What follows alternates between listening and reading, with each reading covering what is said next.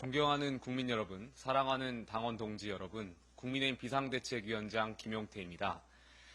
지난 5대 개혁안을 말씀드리면서 탄핵 반대 당론 무효화를 비롯해 당론 제도화 개혁을 말씀드린 바가 있습니다.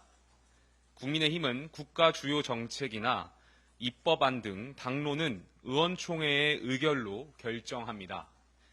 당원 당규에 따라 당원은 결정된 당론과 당명에 따를 의무가 있습니다. 한편 국회의원은 헌법기관으로서 양심에 따른 의사결정을 존중받아야 마땅합니다. 당론과 헌법기관으로서 결정이 반대될 때가 있고 이럴 때마다 우리는 구성원 간의 끊임없는 대화와 토론을 통해서 헌법 정신과 당원 당규에 맞는 방안을 이끌어내야 합니다.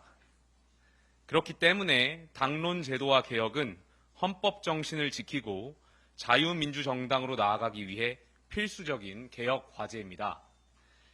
오늘은 순직 해병대원 사건의 진상규명 과정에서 유가족께 상처를 드리고 국민께 실망을 드린 점을 사과드리기 위해서 이 자리에 섰습니다.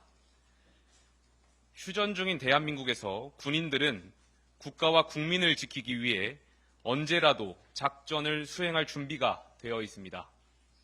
때문에 국가 공동체의 가장 소중한 자원인 군인에 대해서는 국가가 보호와 예우의 책무를 다하는 것이 마땅합니다.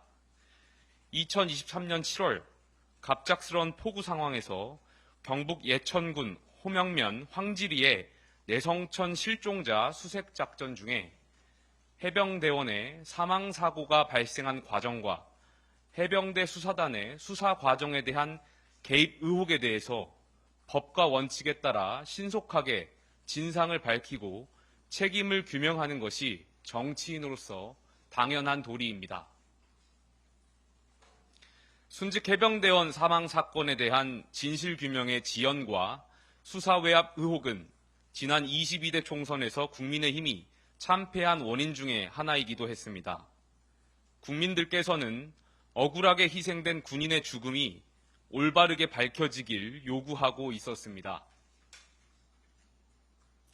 총선 참패로 기울어진 운동장에서 정부 여당은 야당의 특검 요구를 정권 자체를 퇴진시키려는 정략적 공격이라고 판단했습니다.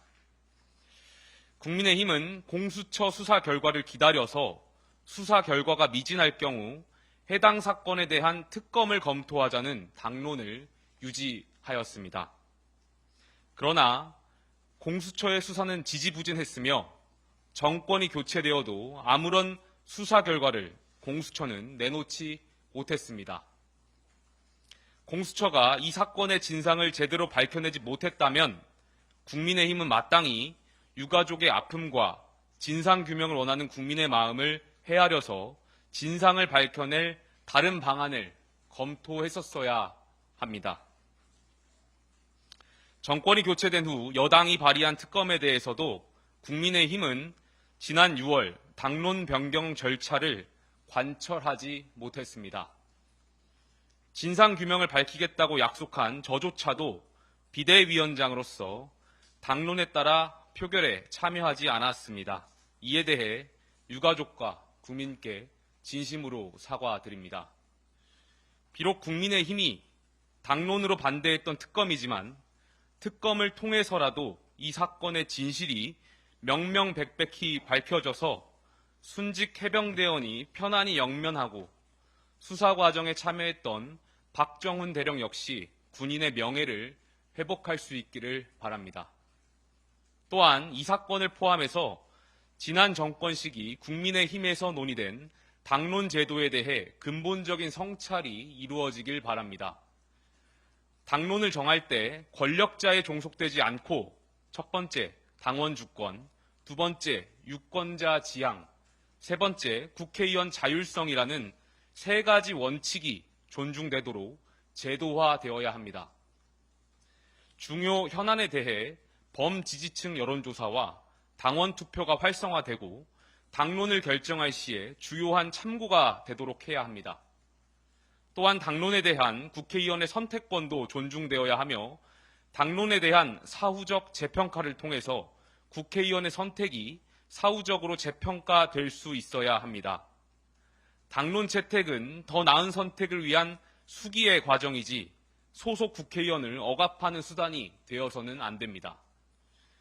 국민의힘은 순직 해병대원의 억울한 죽음을 제대로 밝혀내지 못한 것을 계기로 국민의 당론을 정하는 선진적인 제도를 마련해 시행할 수 있기를 바랍니다. 다시 한번 순직 해병대원 유족께 사과드립니다. 질의응답은 내일 제가 퇴임 기자회견이 있고 퇴임 기자회견에서 보수재건의 길에 대해 방향성인 담론을 말씀드리려고 합니다. 그 과정에서 충분히 언론 여러분들하고의 그동안의 소회라든지 이런 것들을 질답을 진행할 수 있도록 하겠습니다. 오늘은 따로 질답 받지 않겠습니다. 이재명 정부 출범 이틀째 여야가 뒤바뀐 첫 국회 본회의. 국회는 내란 특검법, 최상병 특검법, 그리고 김건희 여사 특검법까지 3대 특검법을 하나씩 표결에 붙였습니다. 통합을 얘기하면 내란을 청산하면 안 된다는 것은 과거 친일파를 청산하지 못해서 지금까지 국민 통합의 저해가 되고 있는 것을 다시 반복하자는 전형적인 친일파 논리이고 표결 결과는 새 특검법 모두 똑같이 찬성 194명, 반대 3명, 기권 1명. 국회는 3대 특검법을 모두 의결했습니다. 가결되었음을 선포합니다. 특히 윤석열 전 대통령이 번번이 거부권을 행사해온 최상병 특검법은 첫 발의 1년 9개월 만에 이번엔 이재명 대통령의 손에 넘겨지게 됐습니다. 해병대 예비역들은 방청석에서 일어나 국회를 향해 거수 격례했습니다.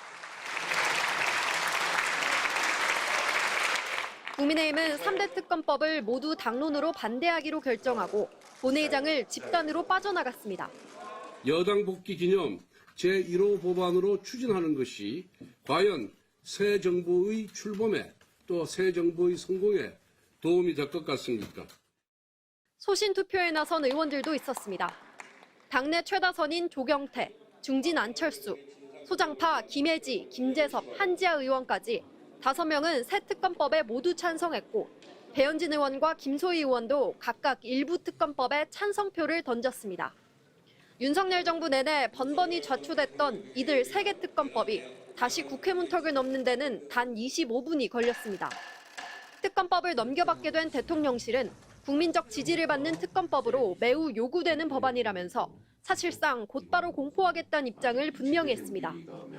국회는 이와 함께 현재 검찰총장만 청구할 수 있는 검사징계를 법무부 장관도 청구할 수 있도록 한 검사징계법 개정안도 역시 국민의힘이 당론으로 반대한 가운데 표결을 거쳐 통과시켰습니다. MBC 뉴스 김정우입니다. 경례.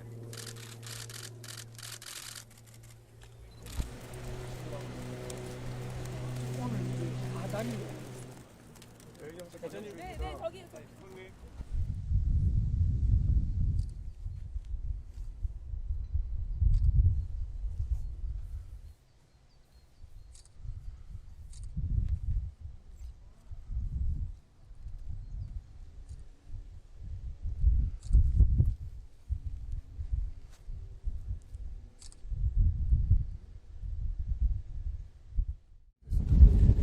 최상병이 사고를 당한 지 2년 정도 돼가고 있습니다. 정말 안타깝게도 이 사고의 원인에 대해서는 밝혀졌지만 아직도 그간의 수사 외압에 대해서는 밝혀지지 않고 있습니다. 법치는 공정해야 된다고 생각합니다. 수사의 성역이 없어야 된다고 생각합니다. 저희 과거에 윤석열 정부에서 있었던 일을 사과드리고 앞으로 저희 국민의힘이 이 수사 외압에 있어서 밝힐 수 있도록 노력하겠습니다. 죄송합니다.